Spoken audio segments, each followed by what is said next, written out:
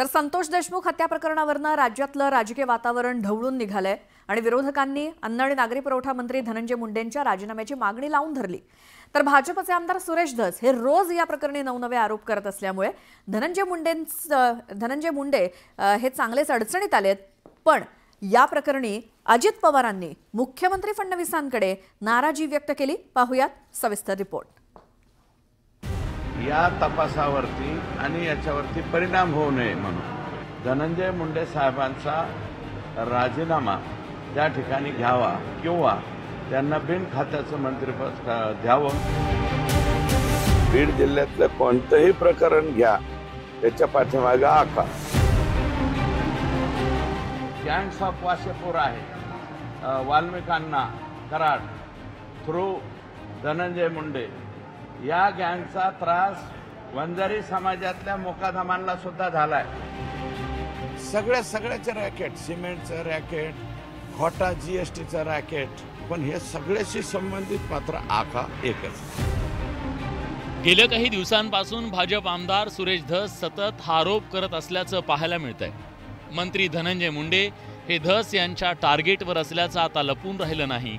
मस्साजोगचे सरपंच संतोष देशमुख यांच्या हत्ये प्रकरणावरून धस यांनी आरोपांची राळ उडवली। या तपासावरती आणि याच्यावरती परिणाम होऊ नये म्हणून श्री धनंजय मुंडे साहेबांचा राजीनामा त्या ठिकाणी घ्यावा किंवा त्यांना बिन खात्याचं मंत्रिपद द्यावं।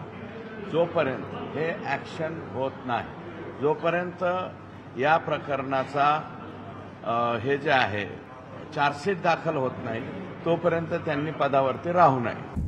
पण धस यांच्या आक्रमक भूमिकेमुळे धनंजय मुंडेंसोबतच अजित पवारांच्या राष्ट्रवादी काँग्रेसला त्याची झळ सोसावी लागली।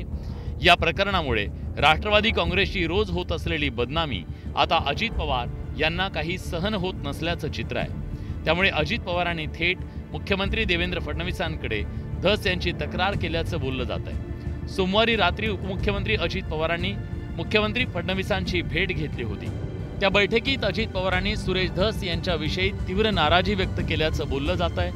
भाजप आमदार सुरेश धस आणि अभिमन्यू पवार यांनी गेल्या काही दिवसापासून धनंजय मुंडेंना टार्गेट केले।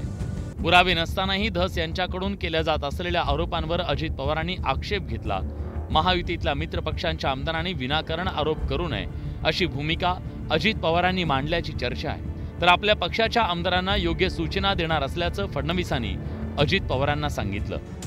खरं तर धस यांच्या टीकेमागचं कारण म्हणजे पवनचक्की खंडणी प्रकरणात ज्या वाल्मिक कराडला सीआयडीनं अटक केली तो कराड धनंजय मुंडेंचा निकटवर्ती आहे आणि त्यामुळे विरोधकांनी हा मुद्दा लावून धरलाय। पण या प्रकरणात सत्ताधारी आमदार धस यांनी उडी घेतल्यानं अनेकांच्या भुवया उंचावल्या होत्या।